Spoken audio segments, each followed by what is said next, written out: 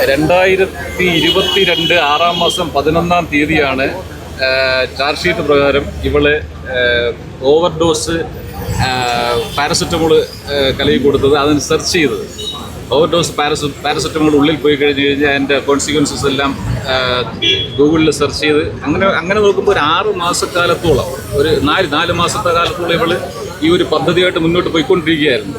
അപ്പോൾ ഇതൊരു rarest of rare കേസാണെന്നാണ് ഞങ്ങൾ പ്രതീക്ഷിക്കുന്നത്. അത് സാറും പ്രോസിക്യൂട്ടർ അത് കോടതിയാണ് തീരുമാനിക്കേണ്ടത്. അന്തിമ തീരുമാനം കോടതിയാണ് എടുക്കേണ്ടത്.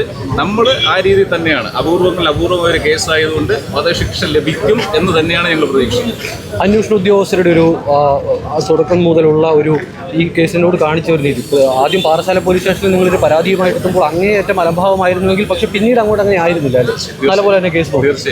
തീർച്ചയായും ഞങ്ങൾ ഈ അവസരത്തിൽ ഞങ്ങളുടെ prosecutor advocate BS Vineeth Kumar sir, പിന്നെ KJ Jones sir, Zulfikar sir, പിന്നെ രാജി സാറും ടീമും, ഷാജഹാൻ സാറ്, ഷെനി മാം, ഇവരെല്ലാം ഞങ്ങൾ ഈ അവസരത്തിൽ ഓർക്കുകയാണ്.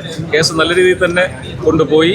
കേരള ഗവൺമെൻറ് പ്രത്യേകിച്ച് ഇമ്മീഡിയറ്റ് ആയിട്ട് ക്രൈംബ്രാഞ്ചിന് കേസ് കൈമാറിയത് കൊണ്ടാണ് ഇങ്ങനെ ഒരു കേസിൻ്റെ ഒരു ഇത് തന്നെ തിരിഞ്ഞത്. അപ്പോൾ അതുകൊണ്ട് തീർച്ചയായും ഞങ്ങൾ എല്ലാവർക്കും നന്ദി പറയുകയാണ്. ഈ അവസരം നന്ദി പറയാൻ വേണ്ടി മാത്രമാണ് ഉപയോഗിക്കുന്നത്. ഓരോ ജീവിതവും ഓരോ കഥകളാണ്, വേറിട്ട കഥകളുടെ ഒരു കൂട്ടായ്മ. വേണമെങ്കിൽ നമുക്കതിനെ ഒരു നോവലെന്ന് പേരിടാം. അതുപോലൊരു നോവലല്ലേ നിങ്ങളുടെ ജീവിതവും? എന്താ, ശരിയല്ലേ? നിങ്ങളുടെ അനുഭവങ്ങൾ, കഥകൾ എന്തുമായിക്കൊള്ളട്ടെ, അത് കേൾക്കാൻ DNA ന്യൂസിലൂടെ ഞാൻ എത്തുന്നു. കഥ പോലൊരു ജീവിതം, അതിനായി ഞാൻ നിങ്ങൾക്ക് വേണ്ടി കാത്തിരിക്കുന്നു. നമുക്ക് ഒന്നിച്ച് കാണാം, കുറേ കാര്യങ്ങൾ സംസാരിക്കാം, വേദനകൾ പങ്കിടാം.